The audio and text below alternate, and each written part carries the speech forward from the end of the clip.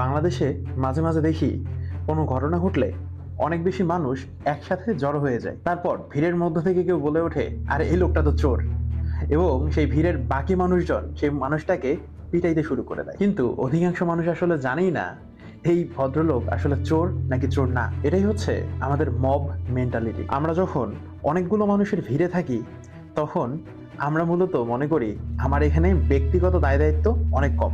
সাইকোলজির ভাষায় এটাকে বলা হয় ডিফিউশন অফ রেসপন্সিবিলিটি। এজন্য ভিড়ের মধ্যে একজন খুব শান্ত শিষ্ট মানুষের আচরণও খুবই এক্সট্রিম পর্যায়ে রূঢ় হয়ে যায়, এবং এই গুজব, উত্তেজনা এবং ভয় মিলেই মানুষ মূলত তার নিজের বিচার বিবেচনাকে হারিয়ে ফেলে। তাই পরের বার কাউকে চোর সন্দেহে প্রহার করার আগে কিংবা এই মব মেন্টালিটিতে কোনো কিছুর ক্ষতি সাধন করার আগে অবশ্যই ভেবে নেবেন যে আপনি আসলে আপনার মধ্যে আছেন কিনা, নাকি আপনি সোশ্যাল প্রেশারে পড়ে সবার মতো করে এই ধ্বংসযজ্ঞে আপনিও সামিল হচ্ছেন।